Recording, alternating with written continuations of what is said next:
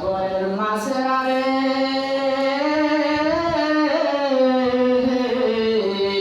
ও সাগরের মাছ, তোরা কে কোথায় আসোস রে? আমার মালিকের ইজ্জত রক্ষা কর। এবার আল্লাহ ডাক দিয়া কয়, নদীর মাছ, হে নদীর মাছ, তোমরা কে কোথায় আসো?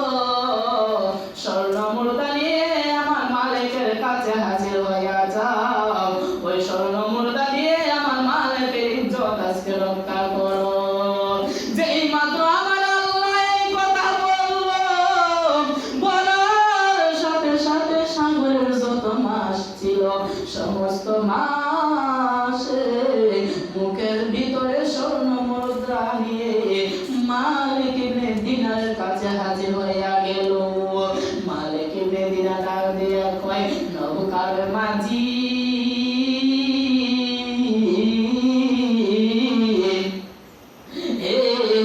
নৌকার মাঝি রে, নে তোর যত খুশি, এত এখন তুই তোর নৌকার ভাড়া নে। নৌকার মাঝি ডাক দিয়া কয়, আল্লাহর ওলি, ও আল্লাহর ওলি, আমি আপনাকে বুঝতে পারি নাই, আমি আপনাকে চিনতে পারি নাই, আপনি আমাকে ক্ষমা করে দাও। যে আপনার হাতের ইশারায় সাগরের মাঝে স্বর্ণ মুদ্রা নিয়ে আসতে পারে, আপনি সাধারণ কোনো বান্দা নয়, নিঃসন্দেহে আপনি আল্লাহর ওলি। এই কথা বলার সাথে সাথে নৌকার মাঝি মালিক ইবনে দিনারের কলম মোবারকে পয়লা পয়লা বলতেছে, চালায় জাহালায় অঙ্গ জলে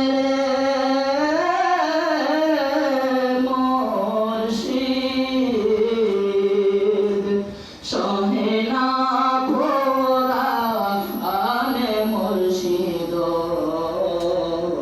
আর কত জ্বালায়া মারবাই আমারে, জ্বালাই জ্বালাই অঙ্গ জলে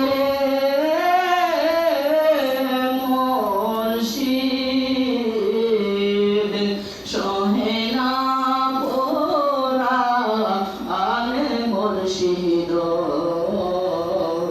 আর কত পুরায়া মারবাই আমারে, আর কত কান্দায়া মারবাই আমারে।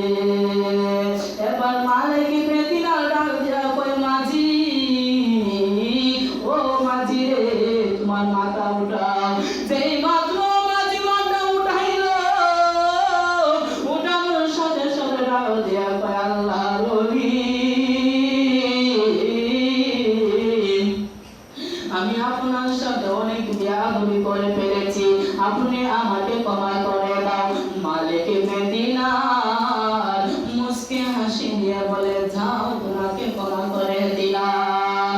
এই কথা বলার সাথে সাথে মালিক ইবনে দিনার বলতেছে, এ মাঝি, আর কতক্ষণ লাগবে ওই সাগর পাড়ি দিতে? মাঝি ডাক দিয়া কয়, মালিক আল্লাহর ওলি, আর বেশি সময় লাগবে না, চাইয়া দেখো আমরা সাগরের পাড়ে চলে এসেছি। যেই মাত্র সাগরের পাড়ে চলে আসলো, ওই মালিক ইবনে দিনার রাদিয়াল্লাহু তাআলা আনহু হজ করতে চলে গেল। হজ করার পর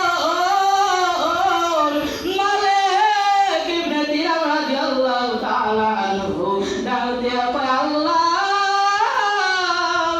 ও আল্লাহ গো, আজকে আপনি আমাকে বলে দাও, এই বছর তুমি কার কার হজ করেছো, কার জীবনের গুনাহ ক্ষমা করেছো। মালিক ইবনে দিনার এই কথা বলতে বলতে মালিক ইবনে দিনার রাদিয়াল্লাহু তাআলা ঘুমিয়ে গেল। ঘুমের পরে স্বপ্নে দেখতেছে আমার আল্লাহ ডাক দিয়া কয়, মালিক মালিক রে, আমি এই বছর সবার হজ কবুল করেছি, সবার জীবনের গুনাহ ক্ষমা করেছি, কিন্তু একজনের হজ কবুল করি নাই, একজনের জীবনের গুনাহ আমি মাফ করি নাই। মালিক ইবনে দিনার ঘুম থেকে ওঠার পর মালিক ইবনে দিনার চিন্তায় পড়ে গেল।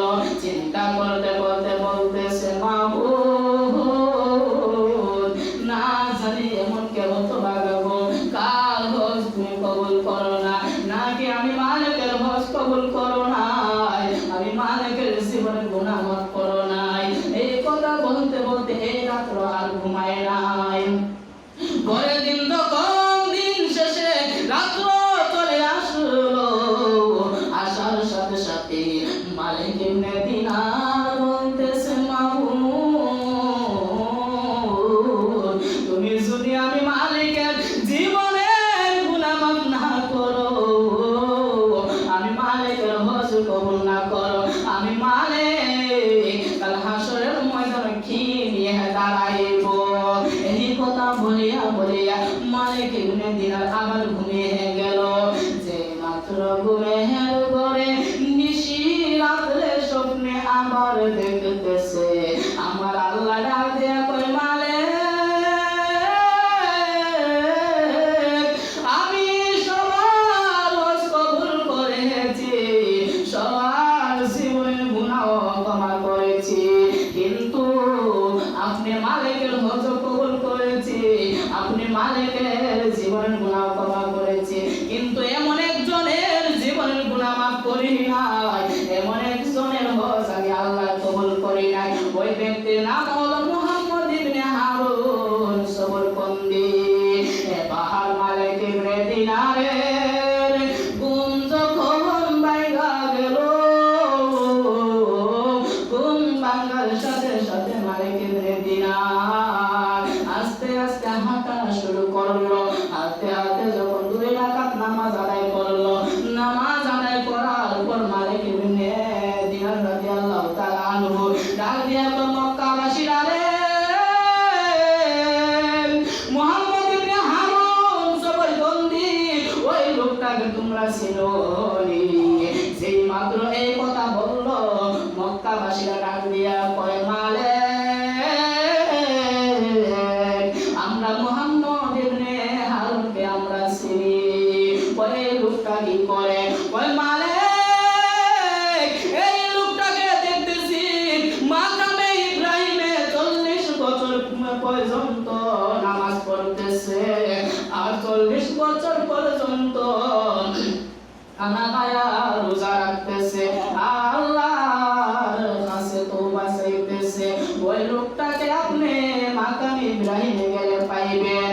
মালিক ইবনে দিনার বলতেছে, যেই লোক 40 বছর নামাজ পড়েছে মাকামে ইব্রাহিমে, 40 বছর রোজা রেখেছে, ওই লোকের হজ কেন কবুল হয় না?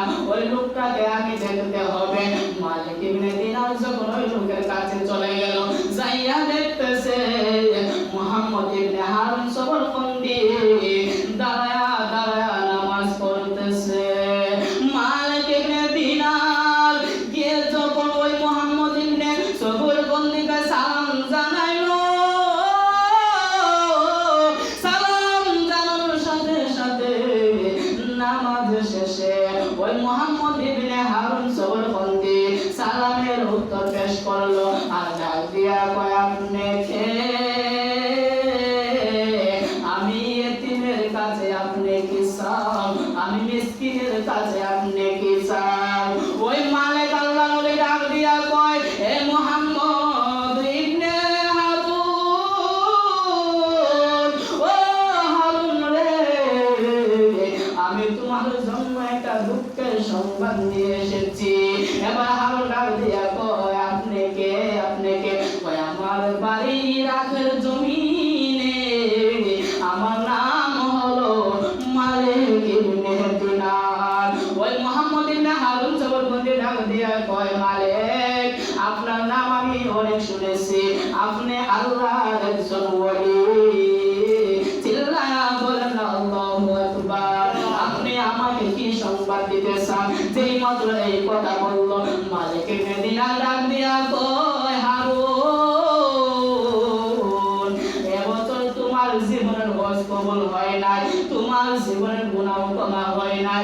এ হারুন ডাক দিয়া কয়, মালিক এটা আজকে নতুন কথা নয়, তোমার মতো আরো 40 জন ওলি 40 বছর পর্যন্ত আসি আমাকে এই সংবাদ দিয়ে গেছে। 40 বছর পর্যন্ত আমার জীবনের হজ কবুল হয় নাই, আমার জীবনের গুনাহ ক্ষমা হয় নাই, আপনি হইলা 40 নাম্বার। এবার মালিক ইবনে দিনার ডাক দিয়া কয়, ও মিসকিন, তোমার জীবনে এমন কি কাজ করেছো? আপনি এত বছর নামাজ পড়লা, এত বছর হজ করলা, রোজা রাখলা, আপনার জীবনের গুনাহ কেন ক্ষমা হয় না? এবার মুহাম্মদ ইবনে হারুন সহরবন্দি রাদিয়াল্লাহু তাআলা ডাক দিয়া কয়, মালিক আমার জীবনে একটা ভুল আমি করেছিলাম। ওই কি ভুল করেছিলাম?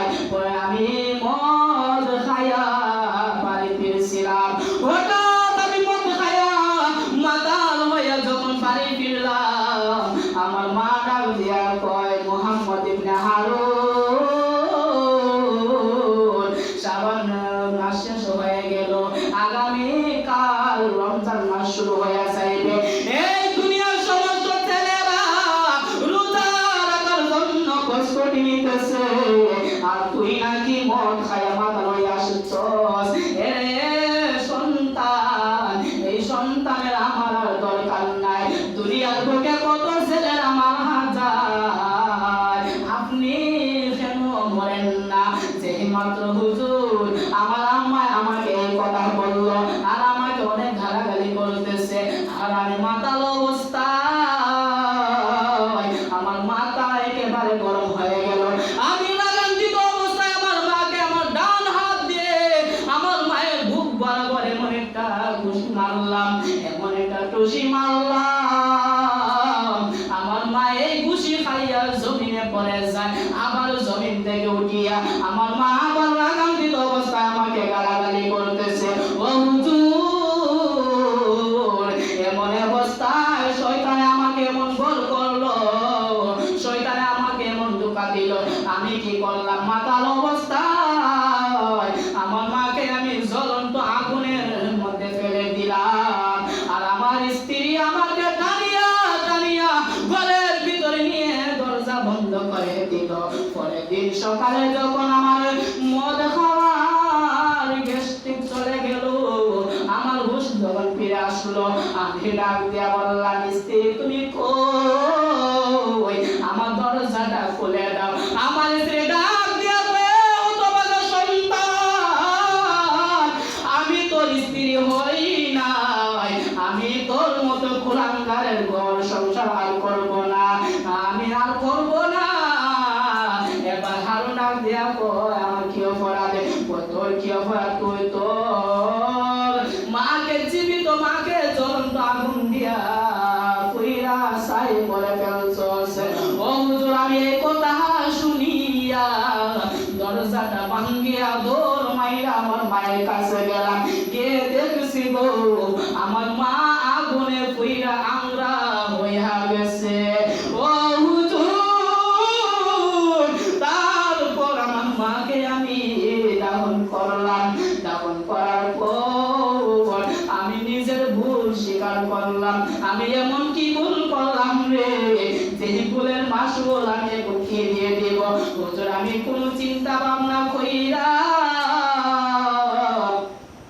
আপনি দেখতেছেন আমার ডান হাতটা আমার হাতে নাই, আমার ডান হাতটা কাটা। ও হুজুর যেই মাকে আমি যেই ডান হাত দিয়ে আমি ঘুষি মেরেছিলাম, ওই ডান হাতটাকে আমি বাম হাতের মধ্যে একটা দাউনিয়া ডান হাতটাকে কুবায়া কুবায়া কেটে ফেলছি। এবার হুজুর আমি আল্লাহর কাছে তওবা করতে করতে আমি ছেলে মেয়ে স্ত্রী পুত্র সবাইকে আমি বিচ্ছিন্ন করিয়া আমি মাকামে ইব্রাহিমে আসিয়া গো হুজুর আমি নামাজ পড়তেছি 40 বছর পর্যন্ত আমি না খায়া রোজা রেখেছি হুজুর 40 বছর পর্যন্ত আমি এই জায়গায় দাঁড়ায় দাঁড়ায় নামাজ পড়তেছি 40 বছর পর্যন্ত আমি হজ করতেছি কিন্তু প্রতি বছর একজন একজন আল্লাহ ওলি আসিয়া বলে হে হারুন তোমার হজ কবুল হয় নাই তোমার নামাজ কবুল হয় নাই তোমার দোয়া কবুল হয় না হুজুর আমি এমন ভুল করেছি সেই ভুলের কারণে আমার জীবনের হজ কবুল হয় নাই জীবনের গুনাহ মাফ হয় নাই মালিক ইবনে দিনার চোখের পানি ছেড়ে দিয়া বলে পাপী বান্দা এমন ভুল করছস রে তোর জীবনের গুনাহ মাফ হবে না মালিক ইবনে দিনার কাঁদতে কাঁদতে চলে গেল চলে গিয়ে ঘুমিয়ে ঘুমিয়ে ভাবতেছে আল্লাহ এই বান্দা কি অপরাধ করলো এই অপরাধ কি কখনো ক্ষমা হবে না এবার ওই মুহাম্মদ ইবনে হারুন আল্লাহর দরবারে দুই কান হাত বাড়ায়া চোখের পানি ছেড়ে দিয়ে কাঁদতেছে মাবুদ